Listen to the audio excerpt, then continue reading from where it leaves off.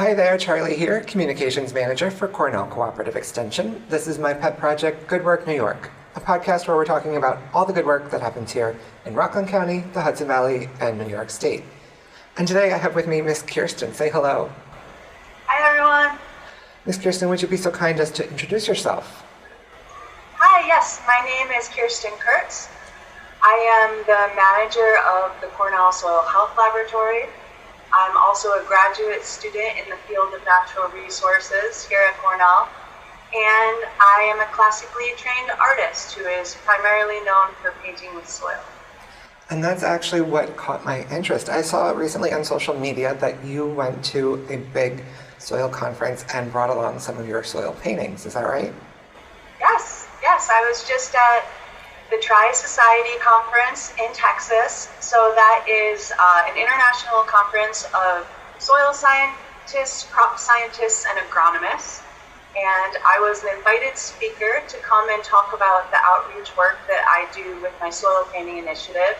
And I also helped to organize a soil art show there. That's great. And now, speaking as someone who dabbles in art myself, I have to ask, I know paint is expensive and full of microplastics and all of that stuff, but why soil? Yes, so I was working in the Cornell Soil Health Lab, and I was really loving the variety of colors that came into the lab. We received thousands of samples a year. And at the same time, I was taking a class in acrylic painting, and I was really struggling with the colors and finding them to be quite garish. So I asked my professor at the time if it'd be all right for me to try to create my own paint with soil. She said it was, and then that's pretty much all I've been painting with ever since. That's great. And now I've seen you've used your soil painting as an outreach tool to get people more interested in soil. Can you tell me more about that, and what should we know about soil? Yes, so I work with soil health. So what we're doing is we're looking at soil in a holistic way. So typically we're testing soil just for nutrients. We look at the physical and the biological properties as well. Many people don't know that soil is alive.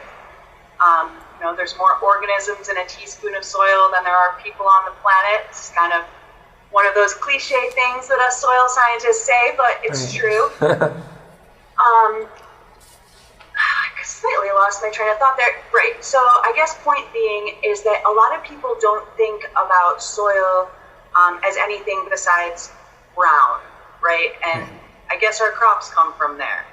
But really, soil is highly varied. It's incredibly important for food security, for our future. So I'm just trying to raise the profile of soil. So the way that I do that is I hold soil painting events where typically I will paint a canvas that has a design that I've pre-drawn onto it, alone or with a group of other artists or scientists. And then I have a blank canvas or a canvas with a simple design like this canvas behind me that I didn't paint this design I set up, and this was painted by hundreds of passerbyers at one of my events. So it's just a way to get people thinking about soil, and not in such a formal way.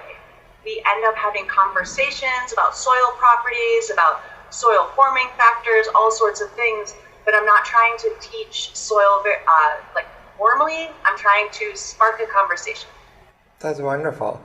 And I think I saw that the UN has modeled their soil painting events after something that you put together at Cornell?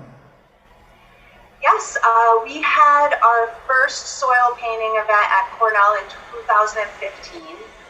And I was asked by a professor who had seen some of the soil painting work that I was doing for myself if I would come and organize a large soil painting event at Cornell.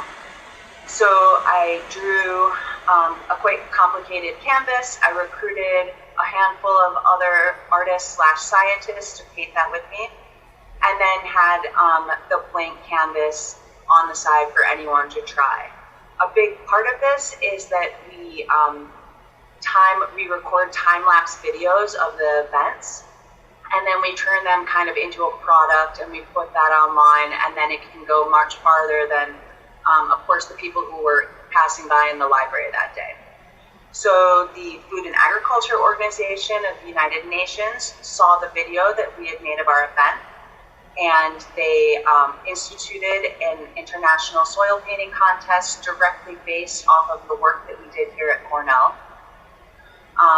Asked us to enter into it, and then luckily we won in the university category because I would have been horrified not to. I think I understand. You know. So this was all to bring attention to soil, and there's actually a whole day dedicated to soil around the world, and that's coming up, right? Yeah, World Soil Day. So that's December 5th. We're not planning on doing anything large, at least at Cornell this year, but 2020 I am planning on having a large event at Cornell. Hopefully you can come. I would love it, and I am excited to see how big and amazing it's going to be. And I will put a link in our description to the Soil Health Lab's webpage and to Kirsten's bio, and also to all the different videos that she's created with her art projects. And that's our episode for today. Thank you for watching. It is our last episode for the season, but we will be back next year with more Good Work New York. And that's some Good Work New York. Bye. Thank you, Charlie. Thank you, Kirsten.